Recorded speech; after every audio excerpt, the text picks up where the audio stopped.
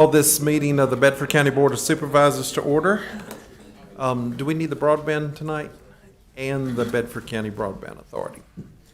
So we'll like to welcome you all here this evening. Appreciate you coming out tonight. If you have a cell phone, if you wouldn't mind putting that on silent or vibrate, that would be great. We will open up with a word of silence.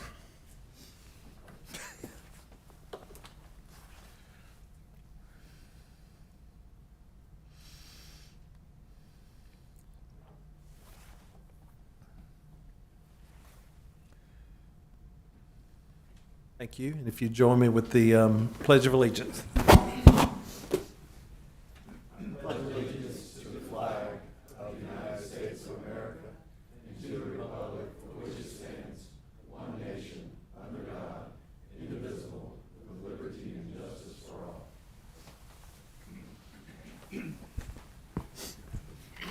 That brings us to the review and approval of our agenda. Trust you've had a moment to look at that. Are there any additions or changes to the agenda this evening? If not, I'd entertain a motion. So moved. I have a motion from Mr. Johnson. Is there a second? Second by Mr. Scott. All in favor signify by saying aye. Aye. All opposed, same sign. And for those in the audience, Supervisor Bansley is joining us by phone from a cold and dreary Florida. You probably want to borrow my hat. All right. Next up on our agenda is our citizen comment time.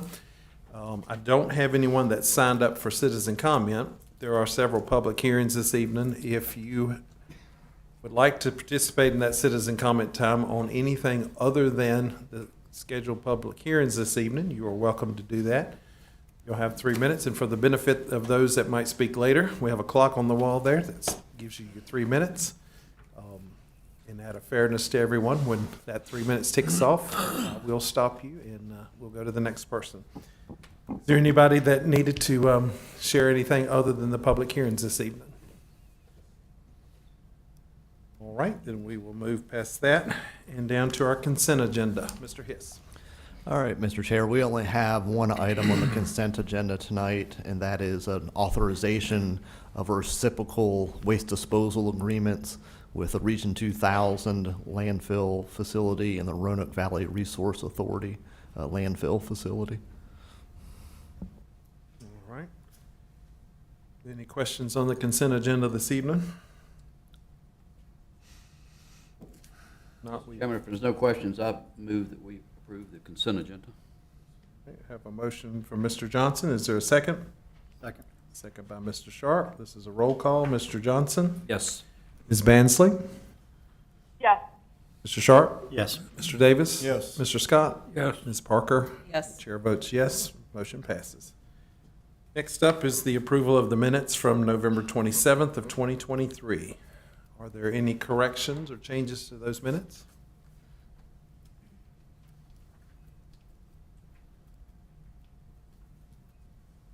If not, I will look for a motion on that. Mr. Chair, I'll make a motion to approve the minutes of November 27th as presented. We have a motion from Ms. Parker. Is there a second? Second. Second by Mr. Scott. All in favor signify by saying aye. Aye. All opposed, same sign. Motion passes. Brings us to our public hearings and presentations. The first up is presentation of a resolution to our retiring treasurer, Kim Snow. Is she here? There she is. Come on and join me up here.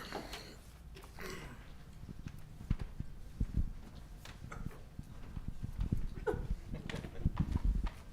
have to get so the people on the live stream can see you now.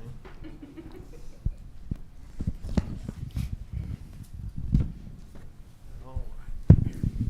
We have a resolution since you're going the way of the retired folks. Whereas Mrs. Kim J. Snow began her service to Bedford County as a deputy treasurer in November of 2017, and whereas Kim was sworn in as interim treasurer on March 1st, 2018, and whereas Kim won the election in November of 2018 to fill an unexpired term, and again in 2019 for for a full term as treasurer, and whereas she has weathered the conversion from an outdated software system to a modern application in a process that would have tried the patience of a saint. And whereas she implemented convenient services for county residents, which included the acceptance of credit card payments in multiple departments and rapid check payment processing, and whereas she has served the citizens of the county of Bedford diligently and with distinction throughout her tenure, and whereas Kim has decided to retire from service on December 31st, 2023. I was going to say 4. And therefore be it resolved that the Bedford County Board of Supervisors does hereby express their sincere thanks and heartfelt appreciation to Mrs. Kim Snow for her service to the citizens of Bedford County. Be it further resolved that congratulations and the best and warmest wishes of the board and staff are extended to her for many years of enjoyable, happy, and healthy retirement.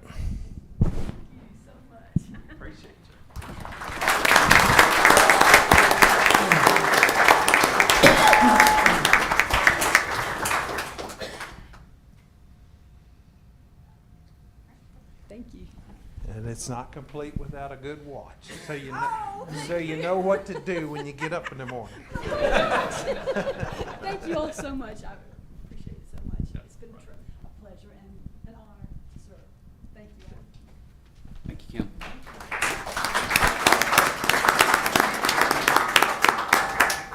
Your daddy would be proud.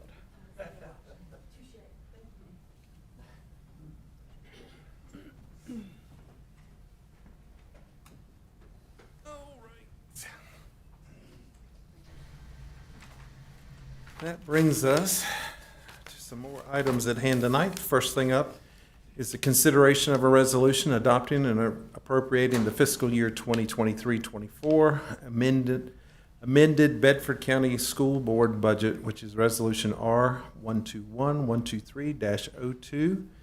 And this is Ashley and Randy Hagler. Yes, I'm pretty much just going to hand this over to Randy, but we had to do a public hearing here tonight because it is greater than a 1% increase in the budget, but this is all additional state funding, no local funds. Yes, good evening. With the amended budget by the state, which took place September 14th, the school board had to go back and amend their budget also for the increased funding from the state. It came in several different buckets. One is for a salary increase for employees. There was also some money to recognize years ago when we had the recession, about 13 years ago, the state balanced their budget by eliminating their funding for a lot of support positions. Those support positions did not go away. The locality and the school systems had to bear the brunt of that, so the state could balance their budget. So we're glad to see that the state's finally getting those numbers back up to where they were pre-recession, which a lot of those positions never went away. The biggest number is an all-in per pupil learning loss funding. That is specifically designed, has to be spent in a specific way. They're going to send all the money to us this year, so they've already started sending that money. We will not expend all of that this year, but we have 3 years to expend that money. So not sure how much money I'll have left over at the end of the year, so we'll do a supplemental next year for whatever's left over to bring in the next year's budget after the year's closed. So those are the major things that the revenue's coming in. Just to speak on where we allocated the money, some of the money that the state gave to us had to go to the raise, the 2% raise. We did take some of that the support cap money that they reinstated and used that to use for the matching part for the raise and also for some positions. We have more positions in the SOQs, so we applied some of the money for that. The other two areas that we've seen significant increase in because of inflation and a lot of pressure is really on the utilities line and our maintenance budget, and also some repair and replace lines on our in our maintenance budget. So we've allocated the money to those and also for the salaries, and be happy to answer any questions you might have. Questions for Mr. Hagler?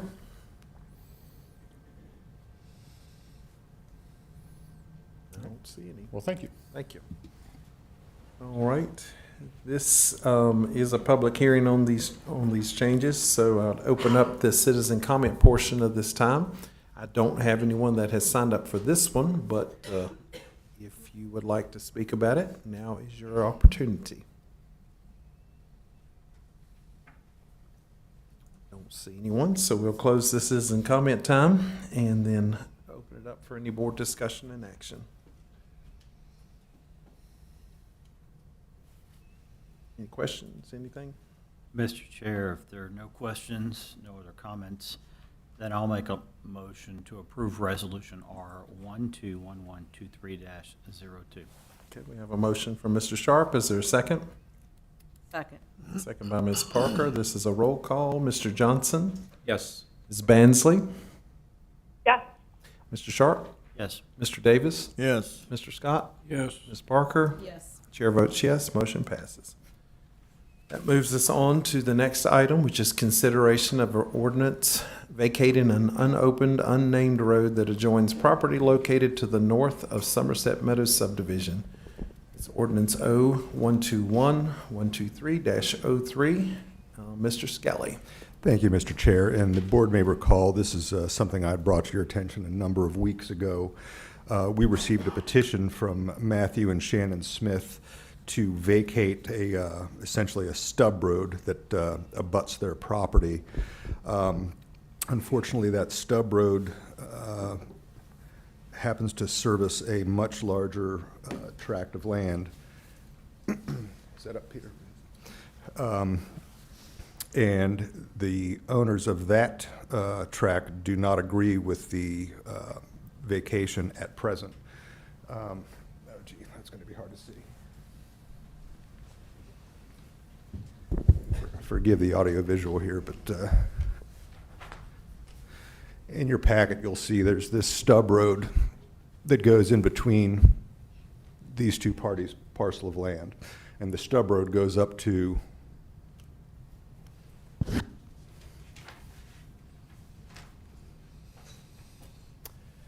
this piece of property. So on your plat map, this is what they are proposing or asking to be vacated.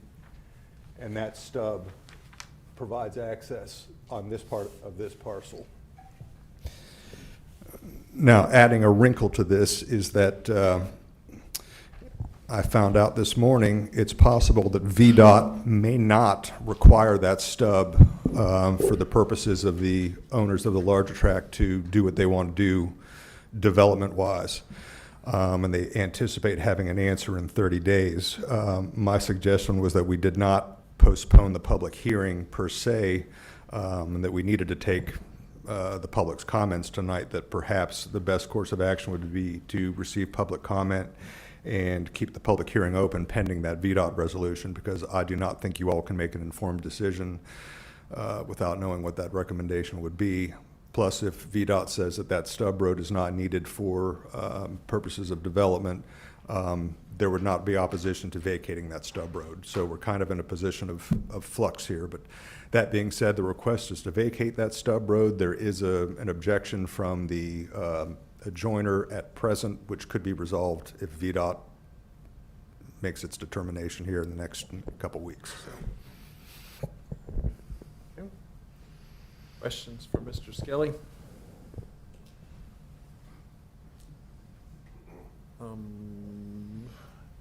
Is any applicant presentation, but I don't. And this is kind of a weird one because it's not technically a land use matter, but it almost feels that way because we do have an applicant and we do have someone who contests it who is prepared to speak tonight as well. So. May I ask, I certainly don't want to, we're going to have a public hearing tonight. Certainly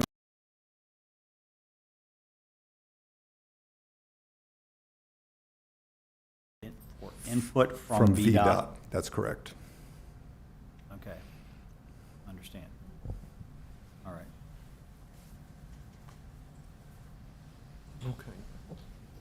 Well, we have a number of folks signed up to speak this evening.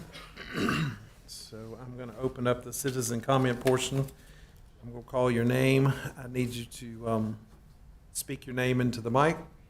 You don't have to necessarily say your address, but your voting election district for the record. And then I'll call the next person up so they'll be ready to come in behind them. So the first one I have up is Matt Smith. followed by Shannon Smith.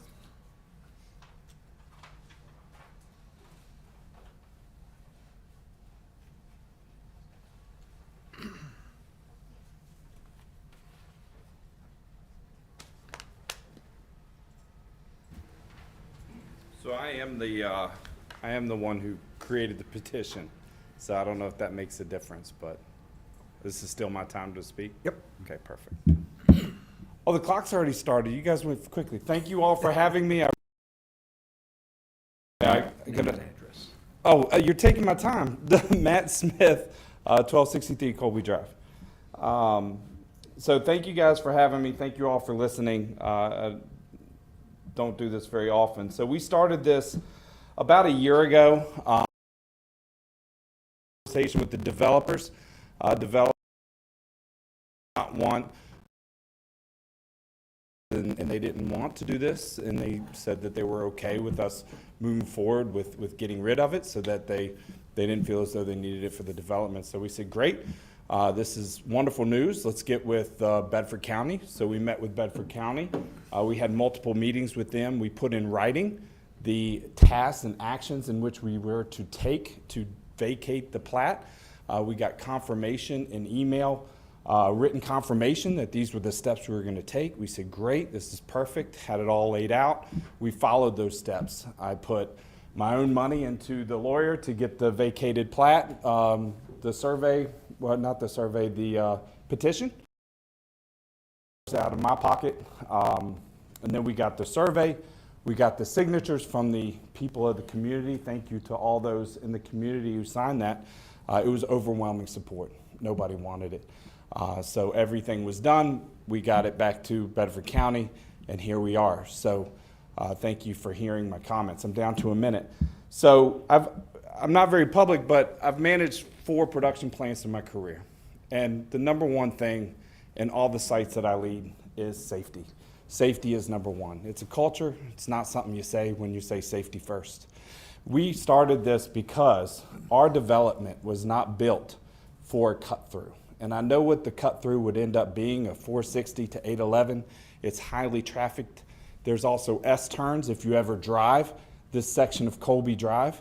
In the summertime, the lawn care services park on the side of the road. Just today, I was looking out the window, a little girl, 5-year-old girl, was riding with a bike with her, ish 5. She was wearing a little helmet, and she fell, and her mom was there to help her, but she fell about 5 feet into the street.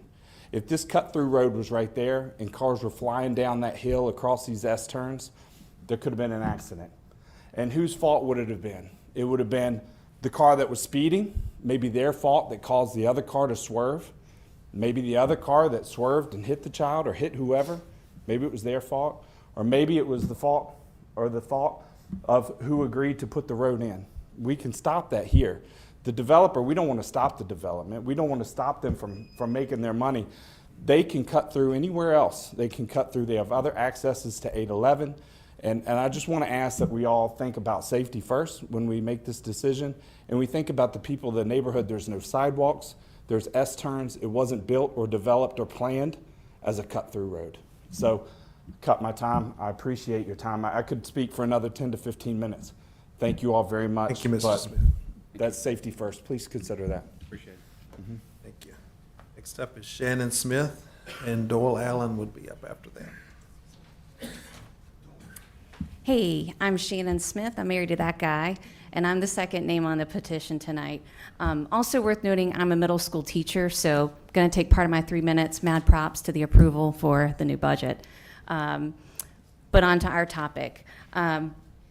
Also, as a middle school teacher, one of the many things that we are tasked with doing is to follow a data-driven approach to tasks. And we've got lots of people here that may want to talk tonight. The data that I want to remind you of, we had 17 petitioners or people to sign our petition at first ask.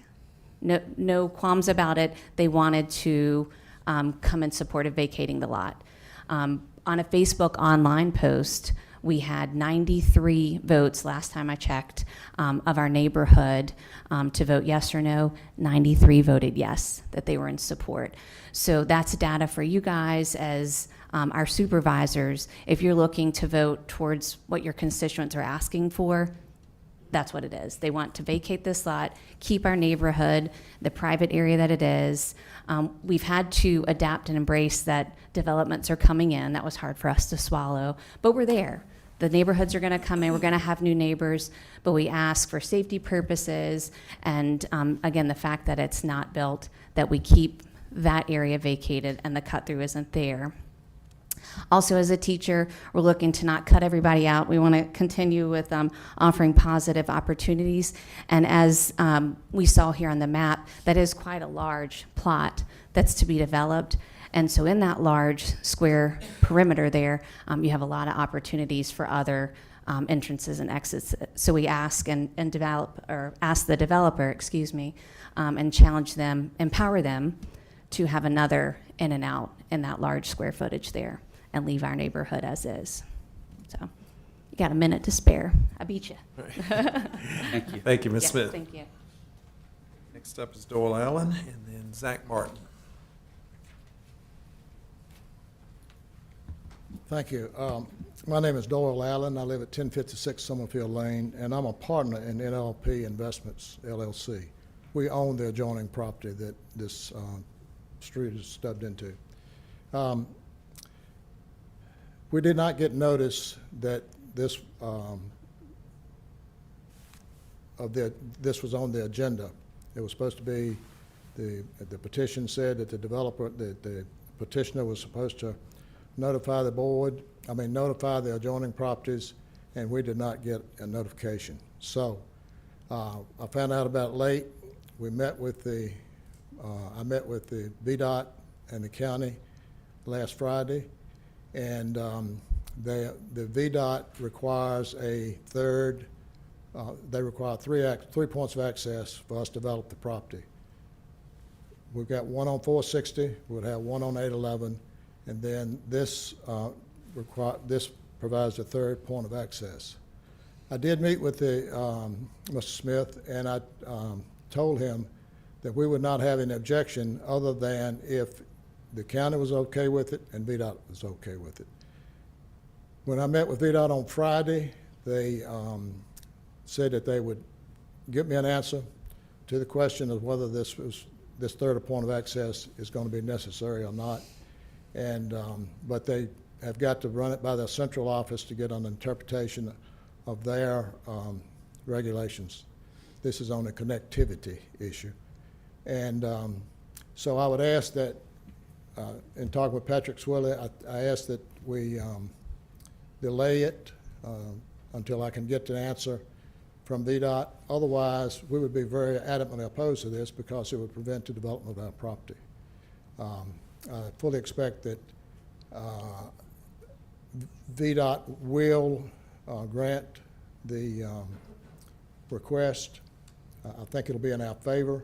There's 3 opportunities. I won't go into them for lack of time, but they have got to get an interpretation from their central office to make sure that we can develop the property as we've presented it and gone through TRC, and we've invested close to $100,000 in design fees already. And so it's not a small matter to us. And I'm running out of time, so I will just leave it with that. Thank you. Thank you, Mr. Allen. Next up, we have Zach Martin, and then Kenny Craig's up after.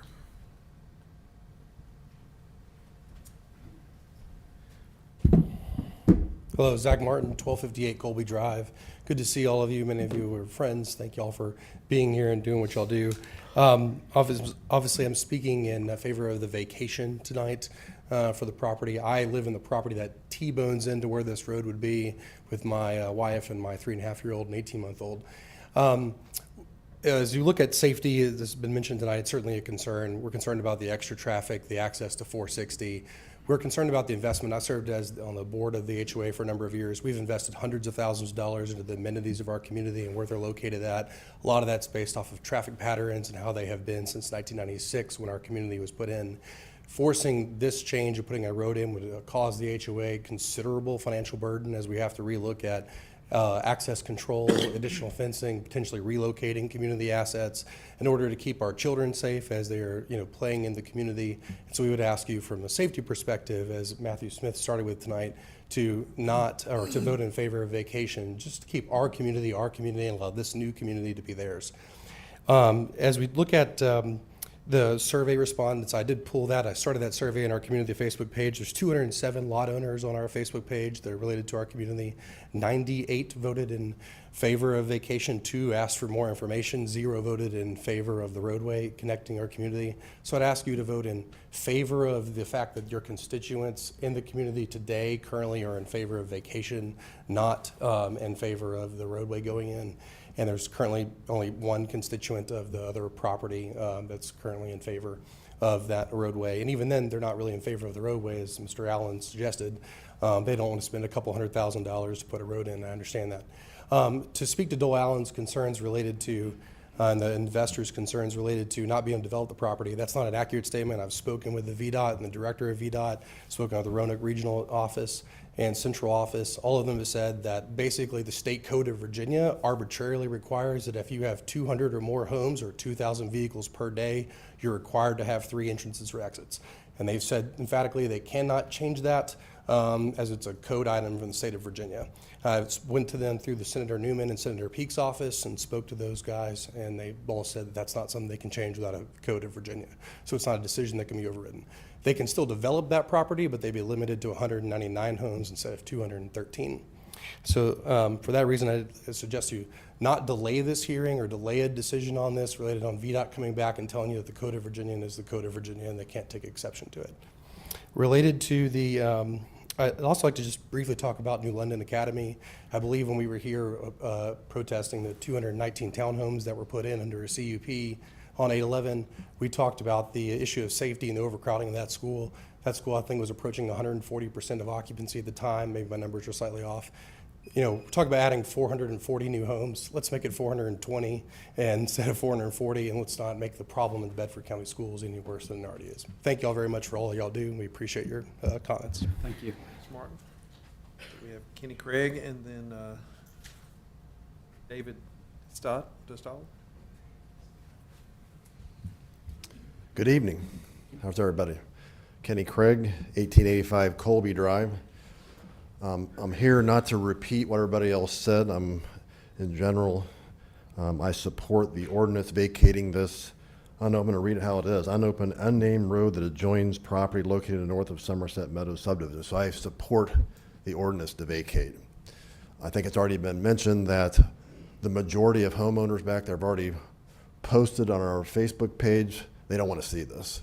So these are existing voters that don't want to see it. I also would agree with the previous speaker that you can vote on this tonight, and then you can decide what you want to do when VDOT gets back with you, because you're going to have 199 lots developed back there and still go through with this vacation tonight. So I'll just end this with saying this. I think my wife and I actually walk almost every night in summer, around the block every night. You've probably seen me walking with my wife, even in the winter, even in the rain. And we want to see the subdivision stay the way it is. We like the way it is, a safe subdivision. And we'd appreciate you going along with this ordinance and voting to vacate this road tonight. Thank you. Thank you, Kenny. David's up next, then Doug Ulrich.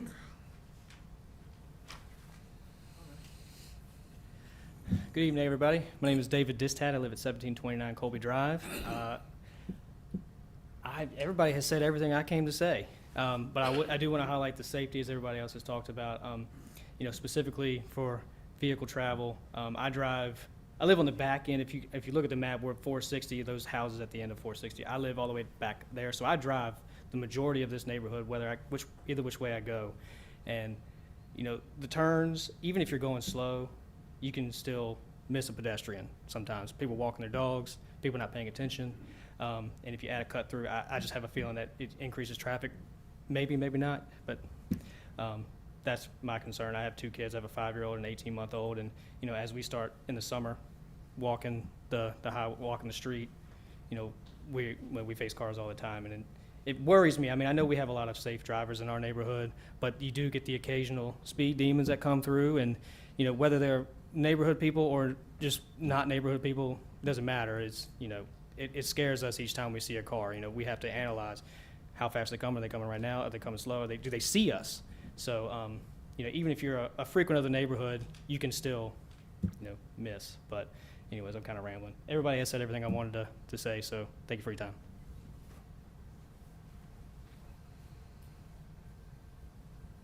All right, thank you. Next up is Doug Ulrich. Decided everything's been said. Okay, so pass. Next up is Bob Trucco. Then Branson Woodard.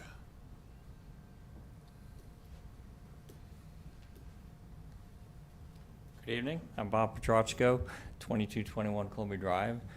I don't mind being repetitive. I think it's important that if we have the same thing to say, we say it in ways that mean something to each of us personally, and also for those that we represent, the neighbors we talked to that couldn't be here tonight. I'm all in support of the vacation of this road. Safety is it. I mean, and I can give you examples. I lived in Lake Vista for over 20 years. There's a cut through on Lake Vista, and it's trafficked by many, many people from outside of that neighborhood. It's a 25-mile-an-hour speed limit. Can't be kept. Cars are routinely driving down that road at 50 miles an hour. All the stop signs are frequently run right through. That's going to happen here. We weren't built for this. Our neighborhood is full in Somerset Meadows. When I drive that main road in and out, I see people walking their dogs. I see mothers pushing their strollers. That's going to stop. It won't continue. That's not right. That's not what we paid for. That's not why we moved here. When we moved here, we respected our neighbors' boundaries. I'm asking the developers respect our boundaries as well. I think it's only fair that we do that. The great American poet Robert Frost said, "Fences make good neighbors. Let's respect each other's boundaries." When we moved into our home, we respected our neighbors' boundaries, though I might have been tempted to decide to drive through their garden on my way to the lot on the other side of their property. That would have been rude, but more important than that, it's not fair, it's not safe. We weren't built for this, and we would appreciate your consideration very much. Thank you. Thank you. That's Branson Woodard, followed by Erlen Hoare.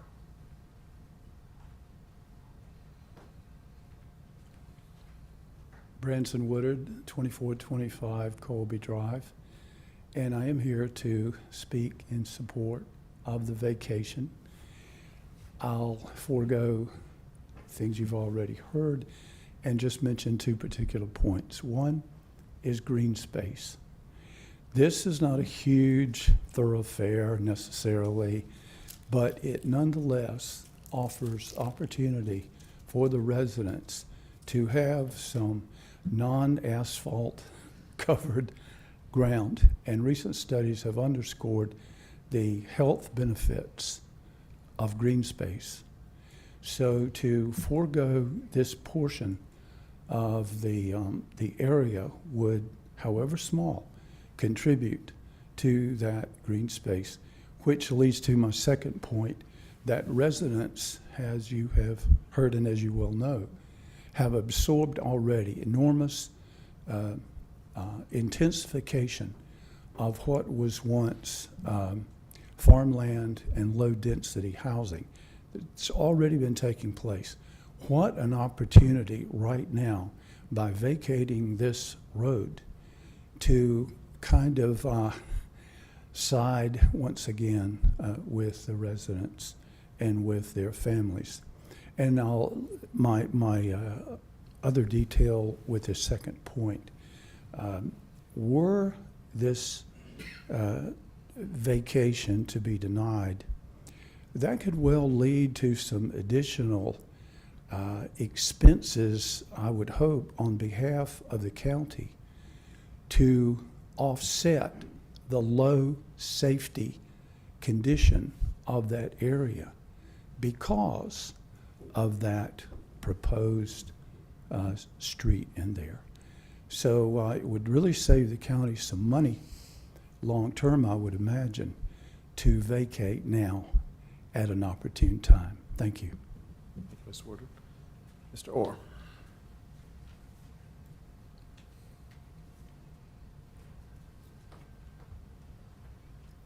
Good evening. Yeah, my name is Garland Horry. I live at 2075 Colby Drive. We've been in that neighborhood for 14 years. We moved in January 2010. I'm retired and spent 35 years in law enforcement. And statistically, and through my experience, I've discovered that in communities or neighborhoods that have only one-way access, the crime rate is much, much lower than in a multi neighborhood that, and I think probably your sheriff was right back there a few minutes ago, but he could confirm what I'm saying. But through my experience in interviewing, when people come in and case a neighborhood, they're looking for ways of an exit where they might not get caught. If you have more than one access into a neighborhood, the crime rate is going to be much higher. Thank you. Thank you. That is all that I had signed up for the public comments on this particular public hearing.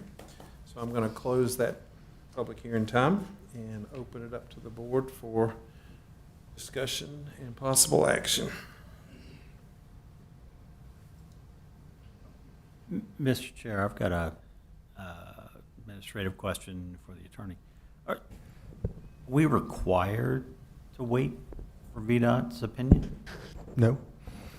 And the documentation that I've seen seems to coincide with what Mr. Martin spoke of, which is if it's under 199, then only 2 points of access are required. Is that? That's my understanding. I've not confirmed that independently. I've seen documentation to that effect from Todd Daniel. Would that be enforceable? I mean, I don't want to create a hardship to the point where the developer could not develop the property. But if the developer is limited to 199, I don't think I feel all that bad about that. So I'm trying to understand if that is, can I rely on that information? I can. So I have two questions. Number one, concerning the whether proper notice was given to the adjoining property owners. Can you confirm that that did? I cannot speak to that. Our office did not send Mr. Allen a separate letter. However, he's been in several conversations weeks ago about, the reason we're doing this is because we realize that this access road does have some bearing on his property. So it might not have actually gotten a letter saying tonight was a public hearing, but he's here. So. Okay. And then who actually owns this property that this? We do, the county. We do. Mm-hmm. It's our choice. Yes. So who would it go to? If you see the plat that's in your materials, the adjoiners in Somerset have divided a line between them.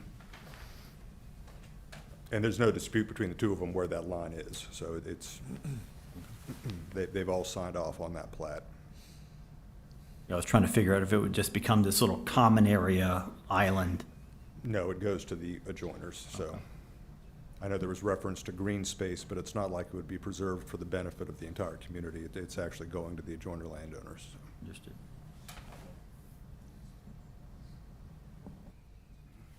Well, this is in Charlotte's district.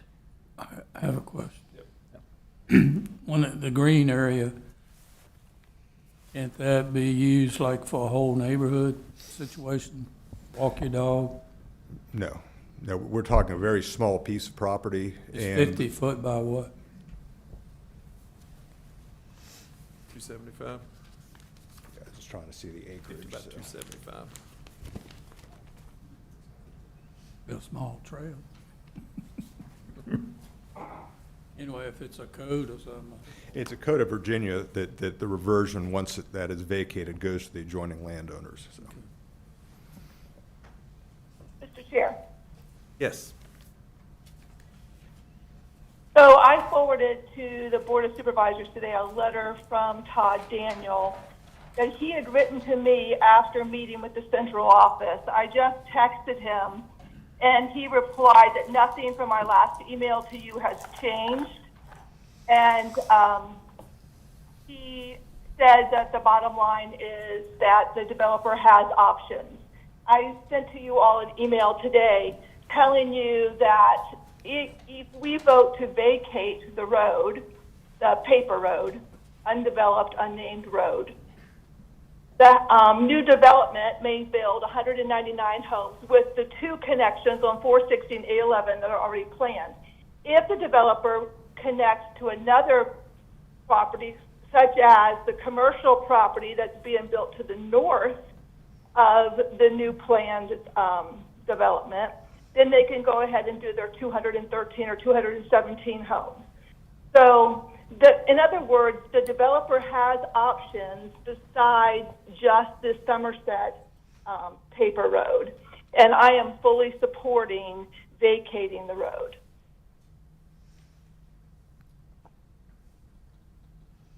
Thank you. Mr. Chair, Yes. I agree with the citizens of Somerset Meadows. To the best of my recollection, we in government have two purposes. We're to promote prosperity and protect the citizens. And I agree 100% that we are to protect these folks and their families, even their pets. I myself am guilty of driving a little bit over speed limits when I go through neighborhoods, and I can only imagine other folks. And also, one other thing I think that's extremely important to consider here is the respect that we show. For instance, we frequently have folks move in around us, and I think I would like to believe that I'm someone, when I move in, I'm going to respect someone else's rights and their property, and I think this is a case in point, and so I fully support vacating the road. Mr. Chairman, the thing that VDOT says where he's got options kind of seals it for me to support vacating. We're not leaving them hanging. If we can vacate this, it's a win-win. I think you can find use other options instead of using this. Charlotte's district. Charlotte, it's your district. Yes, I would like to make a motion that we vacate the paper road. That would be the adoption of ordinance 0121-123-03. Second. So I have a motion from Ms. Bansley, seconded by Mr. Scott. This would be a roll call vote. Mr. Johnson? Yes. Ms. Bansley? Yes. Mr. Sharp? Yes. Mr. Davis? Yes. Mr. Scott? Yes. Ms. Parker? Yes. Chair votes yes, motion passes. That moves us on to our next item, which is consideration of an ordinance amending Chapter 2, Administration, Article 6, Disclosure of Personal Interest by County Employees, specifically Section 2-77, when and by whom required. That would be ordinance 123-04. Mr. Skelly, if you want to wait a minute for folks to exit. Yes, sir.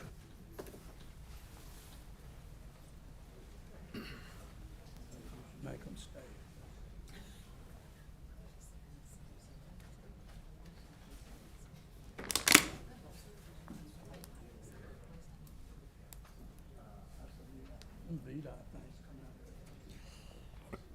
Okay, I think we're good.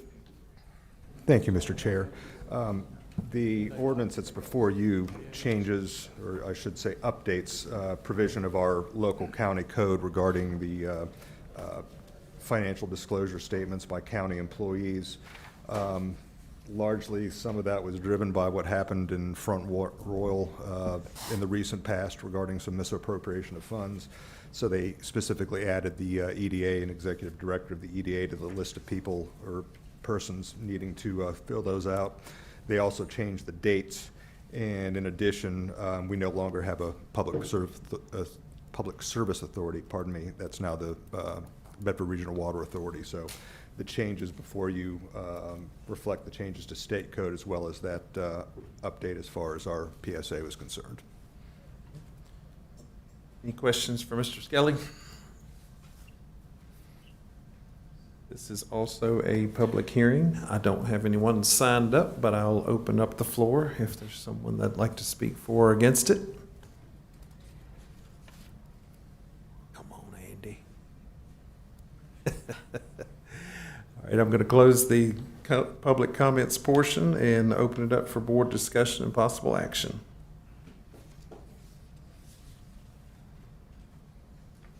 I'm just going to say that I wish they'd have handled it a different way. Because we lost a very good EDA member because of this. He resigned. I recall that very well because of that. Yes, sir.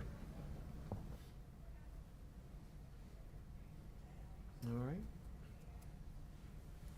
Anyone, I would entertain a motion from someone. Mr. Chair, I'll adopt the ordinance, or make a motion to adopt the ordinance 0121123-0. We have a motion from Mr. Sharp. Is there a second? Second. Second by Ms. Parker. This is roll call. Mr. Johnson? Yeah. Ms. Bansley? Yes. Mr. Sharp? Yes. Mr. Davis? Yes. Mr. Scott? Yes. Ms. Parker? Yes. Chair votes yes. Motion passes. That moves us on to the next item, which is consideration of an ordinance amending Chapter 17, Taxation, Article 3, Division 3, Real Estate Tax Exemption for certain seniors and disabled persons, specifically Section 17-52, Basis for qualifying for exemption, cap on exemption, which is Ordinance 0121123-05. Mr. Skelly. Thank you, Mr. Chair. And we discussed this matter at length in an earlier work session. And just to be very to the point, this ordinance needed to be updated and reflecting the additional financial pressures of elderly people. So the proposal before you is to increase some of the caps on income to qualify for elderly tax exemption. So $50,000 for income, $5,000 for non-spousal relatives, and then upping the cap on real property to $150,000. Any questions for Mr. Skelly on that? I have a question. I don't know if it's for Mr. Skelly or not, but I would assume that the town plans to reciprocate, correct? This would, at least for our portion. County taxes. Yeah, County taxes levied in the town, Well, yes. and, in case, where we have the dual town and the county tax, I'm sure that the town council will agree to do this as well, right? I'll let them. Well, I mean, it just seems logical. It does. All right. This is also a public hearing. I don't have anyone signed up for, but we will open the floor for anyone that would like to speak for or against. And no one's rushing the podium, so I'll close the citizen comment portion and open it up for discussion and possible action. I think now might be a good time to remind everyone that Supervisor Davis referred to himself as almost 65 earlier when we were talking about this. Yeah, but I don't have any disabilities. Mr. Chair, Yes. make a motion, we pass exemption ordinance 0121123-05. I have a motion from Mr. Scott. Is there a second? Second. Second by Mr. Davis. This is a roll call. Mr. Johnson. Yes. Ms. Bansley. Yes. Mr. Sharp. Yes. Mr. Davis. Yes. Mr. Scott. Yes. Ms. Parker. Yes. Chair votes yes. Now, Notice the old guys were the ones making those. They, they made the motion and seconded it. It was kind I think they ought to up it. For those who are watching the live stream, I would encourage you to contact the Commissioner of Revenue's office because there is a timetable that you must request this exemption, and you must file by a certain date, which I believe is in February. All right, that moves us out of public hearings to action items. The first up is consideration of a resolution authorizing the advertisement of a request for proposals for solid waste management consulting services, which is Resolution R-121-123-06. Mr. Kaufman. Good evening. Presenting for your consideration this request to authorize advertisements for the RFP. This is dealing with landfill gas, leachate, basically engineering services related to solid waste. Our current contract runs through February 24th of this year. Our active task orders and purchase orders will run through the end of the fiscal year. And the hope is to then have a new contractor in place at the beginning of the fiscal year, contractors, I should say, in place at the beginning of the next fiscal year to then carry on with this necessary and important work. Okay. Any questions for Doug? So we have everything in place now to carry us out through the end of the fiscal year. Correct. So why are we moving forward with this tonight then?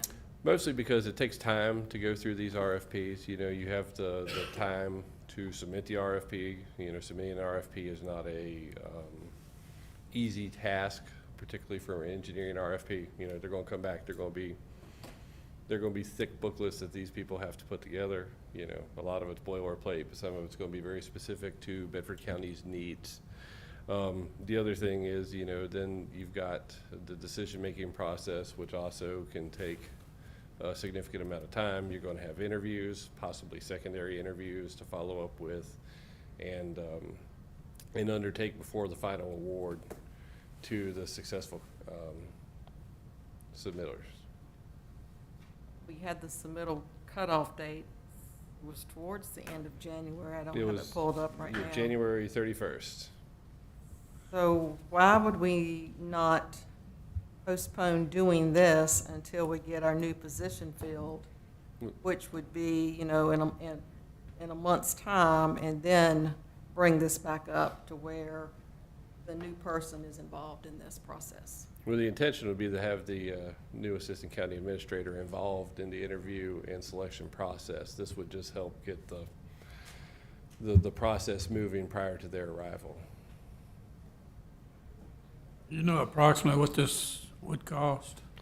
Well, this is all actually carried in our operating budget, so this is not a, you know, this is not a cost representative just of itself. You know, the actual cost for this advertising is, you know, I think I've got the fiscal impact is $500 in here, because really this is an operating budget cost that is dependent on, you know, actual conditions and rainfall and all sorts of other things that go along with it. Leachate flows.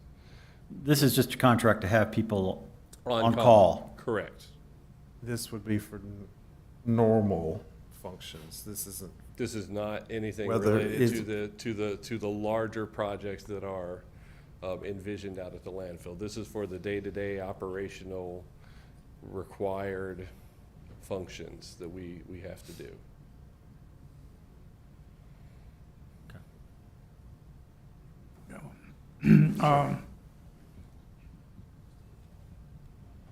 Explain to me what you mean by consulting services versus having somebody on standby. Well, consulting services to me means that you're going to be paying them. We pay them when we call them, essentially. When we have task orders, we will write up a task order and send it to them, and then they fulfill that task order as part of that. There is no guaranteed amount that is part of this solicitation. There is no, you know, there's no guaranteed maximum, no guaranteed minimum. There's no guaranteed anything. We may select multiple consultants for the same scope of work just so we have a backup in case we need to rely on a backup at some point, and some may or may not get any or all of the work. It kind of depends on how the on-call process works. Mr. Chair, Yes. from my understanding of this discussion and reading this proposal, in my understanding that in a month we expect to have a new individual hired to manage our landfill. Is that an accurate way to state that? I believe that is the hope.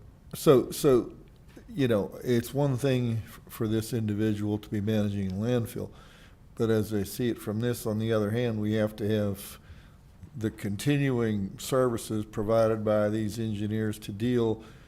They have, and I may be wrong, but it seems to me they have the expertise that's required to deal with the complexities of DEQ and so forth and leachate.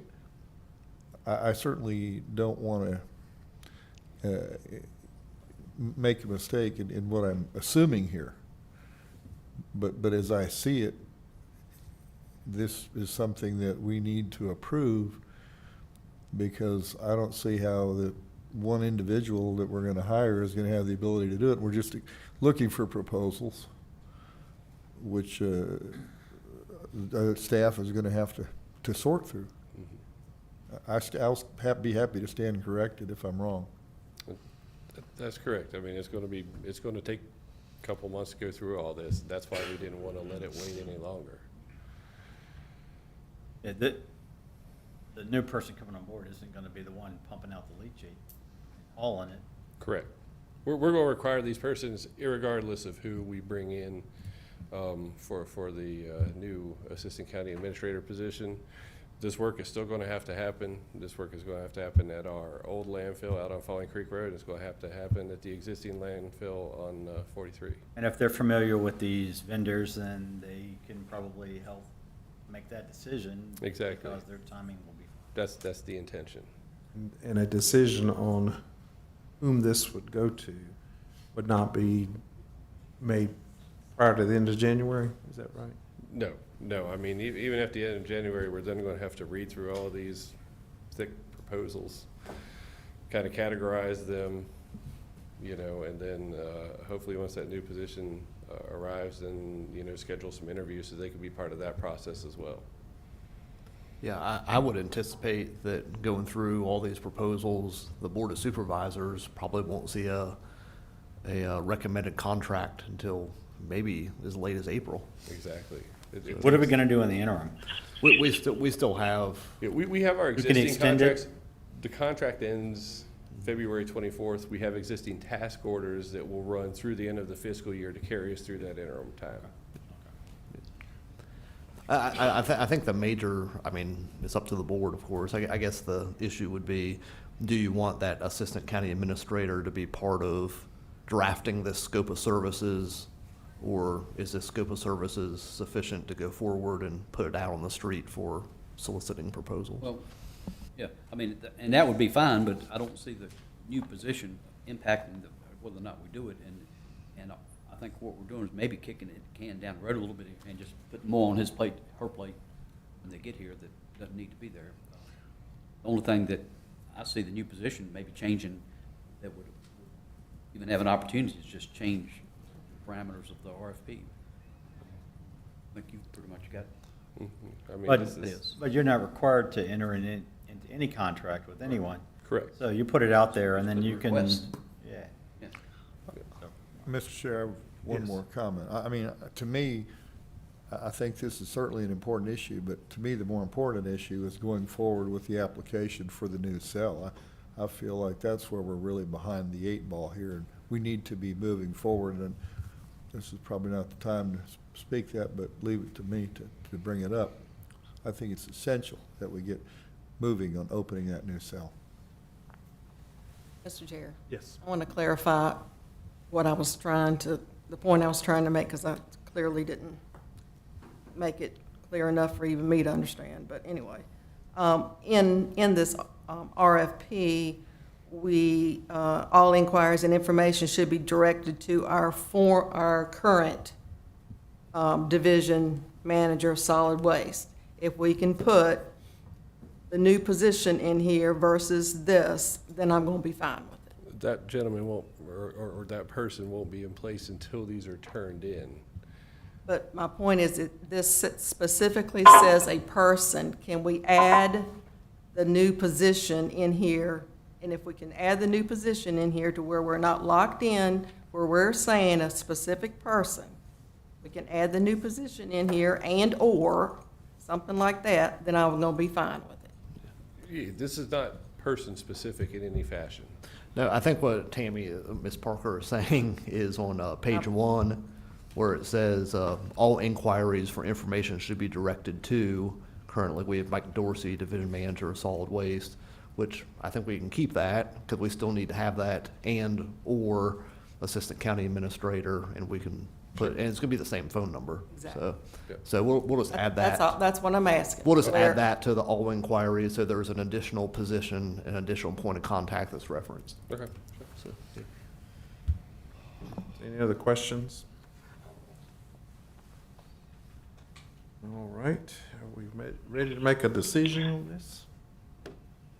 Who's gonna do it? I'll make a motion. Okay, got a motion from Ms. Parker with the changes that she noted. Is there a second? Second. Second. Was that Bob? Okay, by Mr. Davis. This is roll call. Mr. Johnson? Yes. Ms. Bansley? Yes. Mr. Sharp? Yes. Mr. Davis? Yes. Mr. Scott? Yeah. Ms. Parker? Yes. Chair votes yes, motion passes. And let's see, that gets us to, oh, I've been waiting on this one for all my life. Consideration of a resolution initiating a zoning ordinance text amendment regarding the use and design standards for domestic chickens. Resolution R 121123-08. Thank you, Mr. Chairman. As mentioned in the your board agenda item summary, this was a text amendment that was brought forth with a constituent from Mr.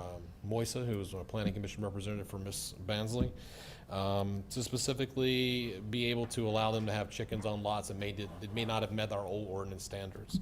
So with this new proposed ordinance, the planning commission asked me to do some research.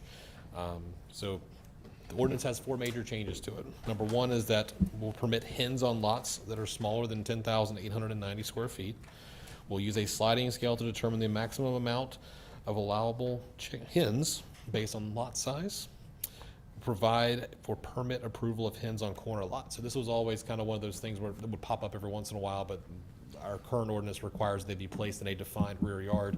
Well, if you have a corner lot, you don't have a defined rear yard, so they would be not be able to have chickens. And second here is that we require that the hens be an accessory use to a single-family dwelling detached use. The reason that was added to the ordinance is because with the reduction in lot sizes less than that 10,000, it brought townhomes into play. So that was the reason for that ordinance change.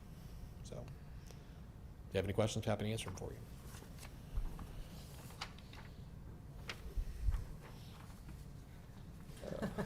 Calling this domestic chickens, does that mean we're not allowing my Japanese silkies?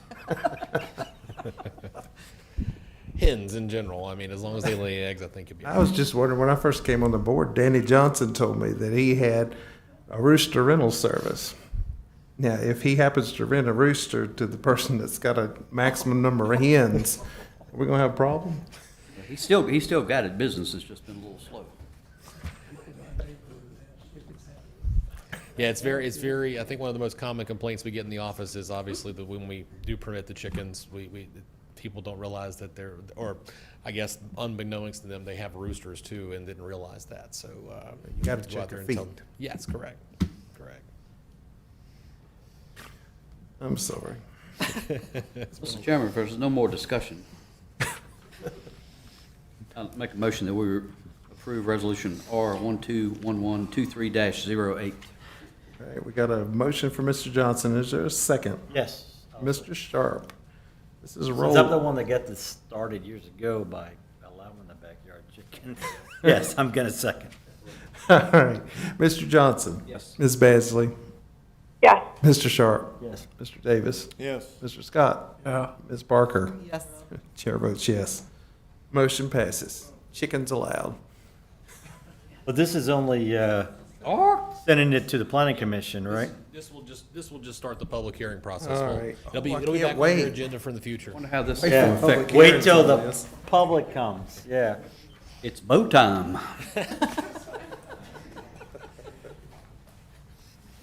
By the time you calculate all the feed and everything else that goes into taking care of chickens, I like it when my neighbors have them. Those eggs are about $28 a dozen.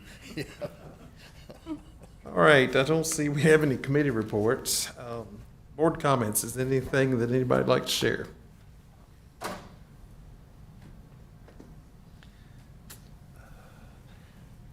I got one small thing.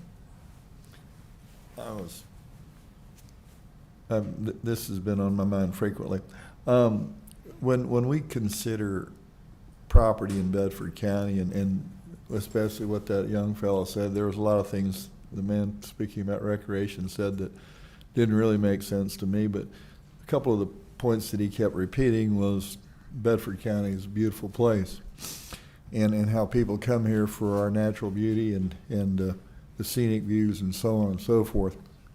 And I'm going to say that we have a magnificent ecosystem, and that ecosystem being made possible here by our farmers, our loggers, folks who respect our land in this county, and we have a wonderful way of life made possible by not being overrun with lots and lots of traffic. We can have a peaceful way of life, although it's not nearly as peaceful as it once was. And, you know, this morning everybody was sending out pictures of the peaks of Otter and the mountains with the snow on them. And we have so much here to be grateful for, and that draws people here. We have a good economy, as was just mentioned by the young lady who spoke to us about the state of our counties as of June of this year. And so I feel like, you know, what more could people ask for? I mean, I'm sure we could ask for more, but we're really blessed living here. And I feel like it's extremely important that we on this Board of Supervisors keep these things in mind, that we preserve the way of life that folks come here for. And I really, really believe that we should reconsider the size of lots in R1 where we've got the public water. A quarter-acre lot is a one-and-done deal. I think if you live in the city and you want to live on a quarter-acre lot, you know, I can't argue that. But in our county, when we start building these huge neighborhoods, putting 200 homes on 50 acres and townhomes on smaller parcels where we're just jamming people in here, we know that VDOT budget's 10 trips per day per household. We're asking to destroy the community that is so blessed with such a wonderful way of life. And if it's in our low tax rate is only going to draw people from the urban areas out here because they can live in townhomes or live on quarter-acre lots and have zero responsibilities and at the lowest rate possible. So we're going to soon be overrun. And the next thing you know, it's going to happen. There's no way. You've got to have more police. You've got to have more emergency workers. You've got to have more Department of Social Services workers. And all these costs are going to make our taxes skyrocket. And I don't mean to be insulting, but I'm going to make this statement publicly. Anybody who believes that bringing more people into this county is going to make a low tax rate is out of their mind. It won't add up. I'm convinced of that. That's my opinion. The rest of y'all may disagree with me, but there's no way that you can just have explosive growth and make things better. And I would like to ask this board to really consider that, you know, when you take a quarter-acre lot, put a house on it, that's it. There's no room for a young husband and wife to move in there and start a family and then maybe add on to this house and grow a family in it. You can't do it. There's no room for any kind of backyard amenities. You can't do it. There's not even room to park. It's what I call the finest in apartment living. So I say this in all seriousness. I don't say it to be insulting, but I say it because I love this county, and I'm convinced we have an opportunity here to keep it a great place for future generations. And so when you've got a minimum of a 1 acre lot size, you can almost do something on that. Really, it takes about 2 acres to be able to add on and to maybe even have a backyard pool, which I'm pretty much done doing at this point in my life. So I wanted to say that, and I thank you all for listening to me and the time you've given me on this. Right. We're down to county administrator report. Just one item quickly. The burn ban expires later tonight. The National Forests, they lifted all their burning restrictions earlier Burn the today. midnight fuel. And we appreciate everyone's patience through this time period, but we still encourage citizens to burn in a safe and responsible manner. The county is in a drought, and very dry conditions still persist. So be cautious when choosing to burn. That's all I have. All right. Who's that wet wood prophet? Next on the agenda, we have board appointments that we also had that for a closed session, but I don't believe we've got contested appointments. So if we could go ahead and knock all those out, several that we need to get on, 4 or 5 pages worth. So, Mr. Chairman, yes. I'd like to make a motion that we appoint Jeff Powers to District 1 for the Ag Board. All right, we have a motion from Mr. Johnson. Second. Seconded by Mr. Sharp to appoint Jeff Powers to represent District 1 on the Agricultural Economic Development Advisory Board with a term to begin February 1st, 2024 to end January 31st, 2028.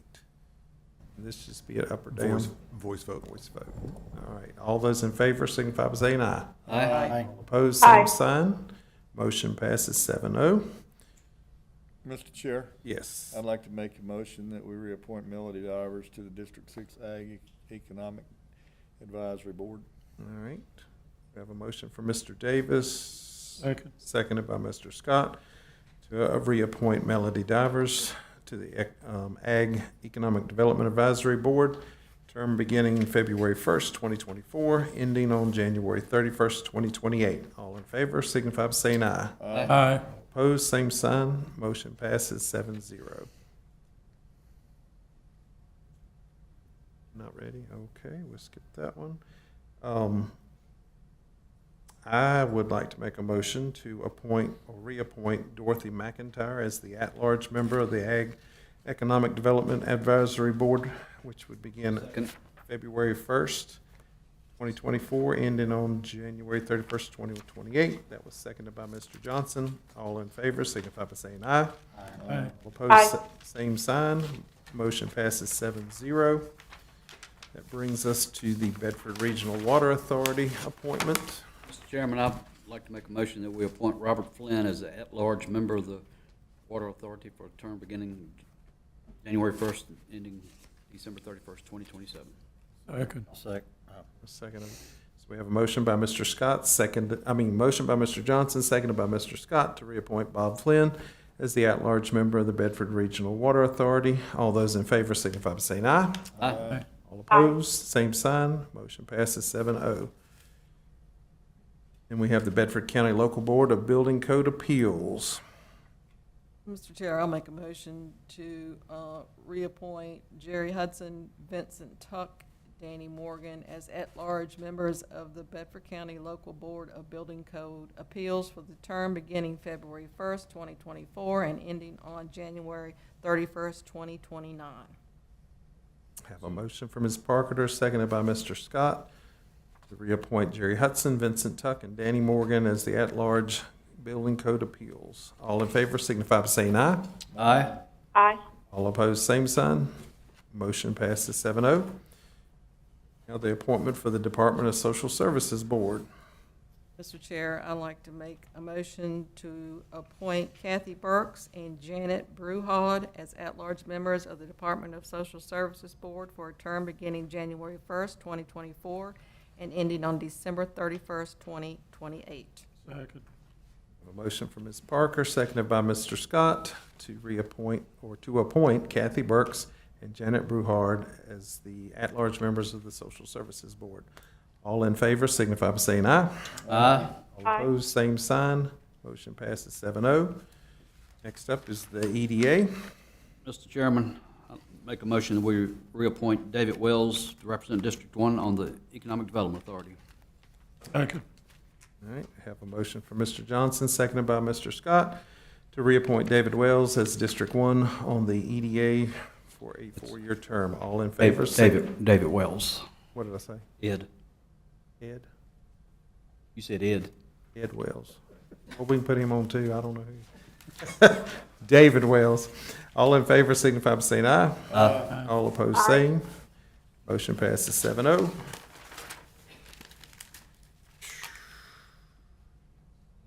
Next up is District 3. Ms. Bansley, do you have a nomination for your EDA?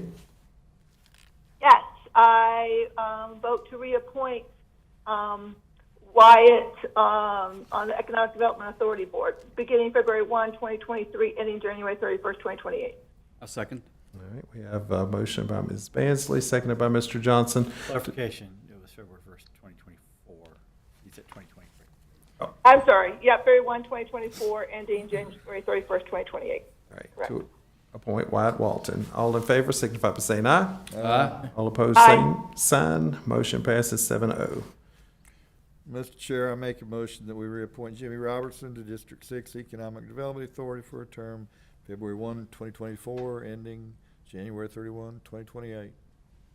All right, we have a motion by Mr. Davis, Second. seconded by Ms. Parker, to reappoint Jimmy Robertson as the District 6 EDA member. All in favor signify by saying aye. Aye. All opposed, same sign. Motion passes 7-0. Next up is Planning Commission. Mr. Chair, I'd like to make a motion that we reappoint Mark Gwynn, represent District 1 on the Planning Commission. All right, we have a motion by Mr. Johnson. Is there a second? Second. Second by Mr. Davis to reappoint Mark Gwynn as the District 1 Planning Commission member. All in favor signify by saying aye. Aye. All opposed? Motion passes 7-0. Mr. Chair, I'd like to reappoint Ronald Berman to District 5 Planning Commission, term February 1, 2024, ending January 31st, 2028. Have a motion from Mr. Scott, seconded by Second. Ms. Parker, to reappoint Ronald Berman as the District 5 Planning Commissioner. All in favor signify by saying aye. Aye. Aye. All opposed, same sign. Motion passes 7-0. Mr. Chair, I make a motion that we reappoint Donald Ray to District 6 Planning Commission, February 1, 2024, ending January 31, 2028. Second. Okay, we have a motion from Mr. Davis, seconded by Mr. Scott, to reappoint Donald Ray as the District 6 Planning Commissioner. All in favor signify by saying aye. Aye. Aye. All opposed, same sign. Motion passes 7-0. Mr. Chair, I'd like to make a motion to reappoint John Briscoe to represent District 7 on the Planning Commission, beginning February 1, 2024, and ending January 31st, 2028. All right, we have a motion from Ms. Parker, seconded by Second. Mr. Davis, to reappoint John Briscoe as the District 7 Planning Commissioner. All in favor signify by saying aye. Aye. Any opposed? Motion passes 7-0. Mr. Chairman, I'd like to make a motion that we appoint Eddie Zimmerman to represent District 1 from Parks and Rec. Okay, we have a motion by Mr. Johnson, second by Second. Ms. Parker, to reappoint Edwin Zimmerman as the District 1 Parks and Rec Advisory Committee member. All in favor signify by saying aye. Aye. Aye. Any opposed? Motion passes 7-0. Mr. Chair, I'd like to make a motion that we reappoint Teresa Craig for District 5 Parks and Recreation, February 1, 2024 through January 31st, 2028. Okay, we have a motion from Mr. Scott. Is there a second? Second. Second by Ms. Parker, to reappoint Teresa Craig, District 5 Parks Rec Advisory Committee. All in favor signify by saying aye. Aye. Any opposed? Motion passes 7-0. Mr. Chair, I'd like to make a motion that we appoint Robbie Hensley or Robert Hensley to represent District 6 on the Parks and Recreation Advisory Committee, beginning February 1, 24, and ending January 31, 28. All right, we have a motion by Mr. Davis, seconded by Second. Ms. Parker, to reappoint or to appoint Robert Hensley District 6, Parks and Rec. All in favor signify by saying aye. Aye. Aye. Opposed? Motion passes 7-0. All right, we'll pass that one. That brings us to the Tri-County Lakes Administrative Commission appointees. We have a citizen at large, and then we have a supervisor representative. Chairman, I'd like to make a motion that we appoint David Wells as citizen at large representative for the Tri-County Lakes Administrative Commission. All right, we have a motion by Mr. Johnson. Is there a second? Second. Second by Mr. Sharp. To reappoint David Ed Wells, David Wells, as a citizen at large representative to TLAC. All in favor signify by saying aye. Aye. Aye. Any opposed? Motion passes 7-0. Mr. Chairman, I'd like to make a motion that we approve Chairman Edgar Tuck as the supervisor representative for the Tri-Lake TLAC and Mickey Johnson for the alternate. All right, there's a motion from Mr. Johnson. Is there a second? Second. Second by Mr. Davis. To continue our current appointees of myself on the TLAC board and Mr. Johnson as the supervisor alternate. All in favor signify by saying aye. All Aye. opposed? Motion passes 7-0. You again. Next up, we need to actually appoint our administrator as well. Mr. Chair, I'll make a motion to appoint County Administrator Robert Hiss as the county representative. Okay, we have a motion from Mr. Sharp. Is there a second? Second. Second by Ms. Second. Parker to appoint Robert Hiss as the county representative to TLAC. All in favor signify by saying aye. Aye. Any opposed? Motion passes 7-0. The Horizon Behavioral Health Board of Directors. Don't, Mr. Chair, I make a motion that we appoint Supervisor Parker to that That's position. next. That's next. Oh, it's social services. this is a separate board than social services. Is this the one we can appoint Andy again, or we can't appoint? I thought we couldn't, but then you said, I'm not aware of there being any term limits, I but thought I I heard, could be wrong. we said last time that you couldn't be on the Horizon and the social services. I thought that's what. I was thinking that they said we didn't really have to appoint anyone this year. can we get an email saying that? Well, I'd like to second Mr. Davis's motion. All right, so we got a motion on the floor. For real? We do have one on the floor, so I got to clean it up. So did you decide for the Horizon Behavioral Health Board of Directors you were going to appoint somebody else besides? That's what we're now talking about, because Okay. Get the we motion. remember just enough to know that we don't know. No, Andy can't do it. Andy Crawford. Right. Andy can't do it because he has served too many, he served the maximum terms. He has to be off for 1 year. They want to appoint Jim Sakima, who has been our citizen rep, as an additional member. So they called me last week and said, if you want, you can appoint another person and have Jim on there, or just have Jim on there as an additional member who will also represent Bedford. It's up to you guys. Again, it's very. And this is only for 1 year? And then theoretically, we can appoint It would Andy be after? Andy, yeah, Okay, if you wanted to. that makes sense. What was it, whatever name you just, Mr. Chairman, I'd like to withdraw my second. All right, we have a, We don't have to appoint anyone if you're gonna go with Jim Sakima, because they're already gonna reappoint him for 1 year as an additional member. Right now, he's our citizen rep. He has served his maximum number of terms. They really want him to continue to serve. all right. So we have a motion that was seconded, but then rescinded. So that makes the original motion down the vine. Correct? All right, without a second? without a second. So You don't have to do anything. we can either do it or You can just skip it for this year. skip it. What's the desire? Skip it. Skipped. All right, that brings us to the Bedford County Social Services Board Supervisor Representative. And I think we should nominate Ms. Parker for that position. All right, I have a motion by Mr. Davis to appoint Supervisor Parker. Is there a second? Second. Second by Mr. Scott. All those in favor signify by saying aye. Aye. All opposed, same sign. Motion passes 7-0. Thankfully, that was the last one. All right. Mr. Skelly, we need to go to closed session.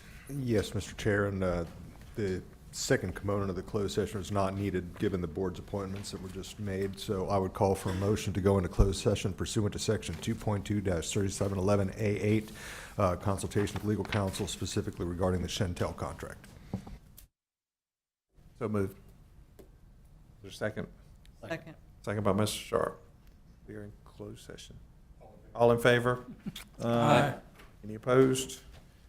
We are now in closed session. Are we going to bring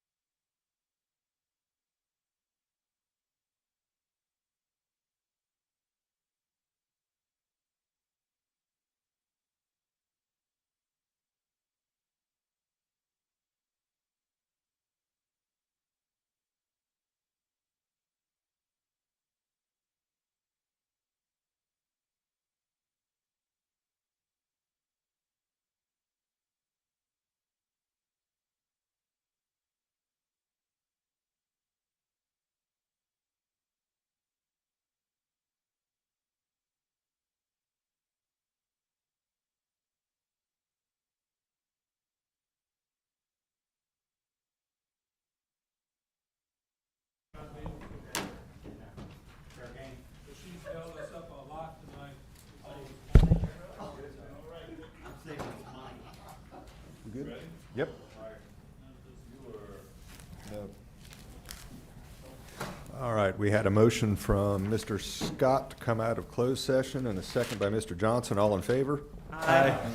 Whereas the Bedford County Board of Supervisors has convened a closed meeting pursuant to an affirmative recorded vote and in accordance with the provisions of the Virginia Freedom of Information Act, whereas Section 2.2-3712 of the Code of Virginia requires a certification by the Bedford County Board of Supervisors that such closed meeting was conducted in conformity with Virginia law. Now, therefore, it be resolved the Bedford County Board of Supervisors does hereby certify that, to the best of each member's knowledge, only public business matters lawfully exempted from opening meeting requirements by Virginia law were discussed in the closed meeting to which this certification resolution applies, and only public business matters as were identified in the motion convening the closed meeting was heard, discussed, or considered by the Bedford County Board of Supervisors. Mr. Johnson? Yes. Mr. Sharp? Yes. Ms. Parker? Mr. Scott? Yes. Mr. Davis? Yes. Mr. Chair? Yes. And Ms. Bainsley has dropped out of the meeting, correct? She has dropped out. So certified. All right, that brings us down to board information. The BRWA minutes are in your packet. And Mr. Hiss, any reminders and calendar things? No, the only thing is we will not have another meeting this month, so the next meeting will be on January 8th at 5 p.m. We do plan, just to give the board a heads up, we do plan to, typically we take the first meeting in January easy. Well, that's not going to be the case. Since we have all 7 board members returning and getting sworn in, we're just going to keep on rocking and rolling with business as usual. So anyways, we'll have a good agenda for the next board meeting. So anyways, we'll be moving forward. So I hope everybody has a Merry Christmas and Happy New Year. Same to you. Board comments? Second. All right, we have a motion from Ms. Parker, seconded by Mr. Scott to adjourn. All in favor? Aye. All opposed? Board None. comments? Thank you for letting me have. We are adjourned for 2023.